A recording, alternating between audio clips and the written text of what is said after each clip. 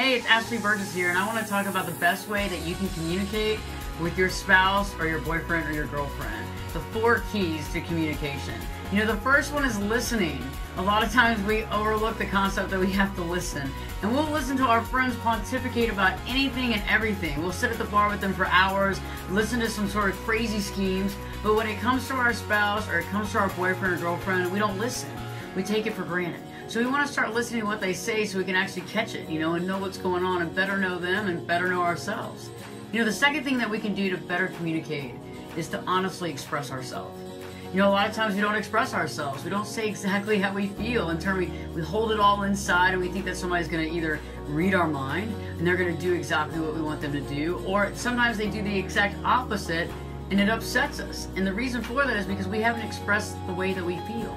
They don't know our honest, authentic self. They don't know what really matters to us, and that's what's so important.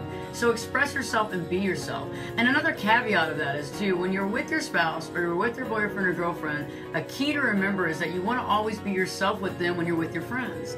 A lot of us have a tendency of being somebody completely different when we're with our spouse or we're with our friends, and our friends go, "What happened to them?"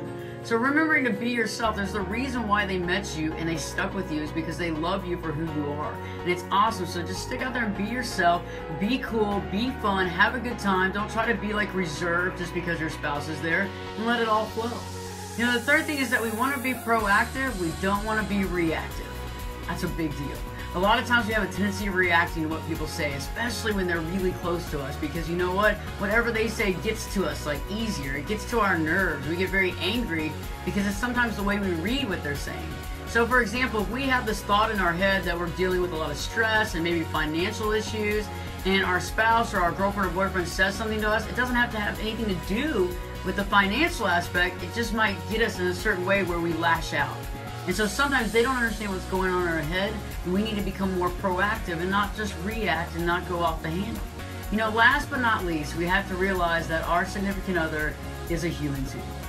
We're all human beings. We all make mistakes. We all say things we don't mean. The biggest thing I can think about is the "I told you so." I told you so. I told you so. I get so angry when my spouse says that to me. But I have to realize that if they're saying it to me, I'm probably saying it to them. And so I have to clear up my mindset and clear up the words that I say to them, and I'll expect them to go to a higher level of communication too. So these are the 4 keys of communicating better with your spouse, with your girlfriend or boyfriend, and you can follow these 4 concepts. Guess what? Life's going to be a lot easier. I'm delighted that you checked out my video, and please comment on YouTube here and give me some comments and let me know about how you feel. Let me know about what you're thinking about and the topics that are actually big to you, because that's what I want to talk about. Check me out on AshleyBerges.com, Twitter, Facebook, Instagram, and always here, the cool thing about it is it's always more answers and less questions.